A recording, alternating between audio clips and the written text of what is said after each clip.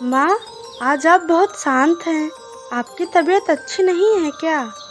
हाँ चीकू बेटा, आज मुझे बहुत बेचैनी हो रही है। पूरे बदन में दर्द है। आप आराम कीजिए माँ। जब तक आप ठीक नहीं होती, आपको कोई भी काम नहीं करना है। मैं नहीं करूँगी तो कौन करेगा? आपकी बेटी चीकू करेगी। अब मैं बच्ची नहीं रही। अब मैं पंख फैलाकर उड़ सकती हूँ। बहुत कहने पर भी चीकू नहीं मानती है। लड़खड़ाते हुए उड़कर चली जाती है।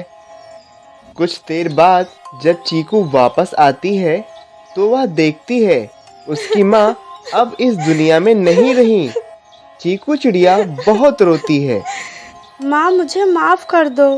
मैंने आपकी बात नहीं मानी, इसलिए आप मुझे छोड़कर चली गई। उस दिन के बाद से चीकू चिड़िया बहुत उदास रहती थी। उसी जंगल में एक मीकू चिड़िया रहती थी। मीकू बहुत दयालु चिड़िया थी। वह दूसरे चिड़िया की मदद करती थी। फिर भी वह बहुत दुखी रहती थी क्योंकि उसका कोई संतान नहीं था और उसकी बहन उसे बहुत बुरा भला कहती थी। सुबह सुबह तुम मेरे सामने ना आया करो। तुम्हारा मुंह देखने के बाद मेरा कोई काम नहीं होता। ये सब तुम्हारे कर्म का फल है, जो तुम आज तक भुगत रही हो। तुम मेरी बहन हो। तुम्हें शर्म नहीं आती अपनी बहन के बारे में ऐसे बोलते हुए?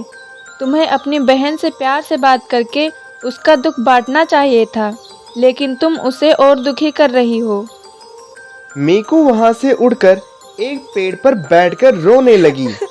वह रोते रोते बेहोश हो गई और पेड़ से नीचे गिर गई। पेड़ के नीचे चीकू बैठी रो रही थी। वह मीकू को देखी। मीकू की हालत ठीक नहीं थी। वह तुरंत मीकू की इलाज करवाती है। मीकू ठीक हो जाती है। उसके बाद दोनों अपने अपने दुख बताते हैं। चीकू को माँ के रूप में मीकू मिल जाती है और मीकू को बच्ची के रूप में चीकू मिल जाती है। ऐसे ही दोनों एक साथ खुशी खुशी रहने लगते हैं।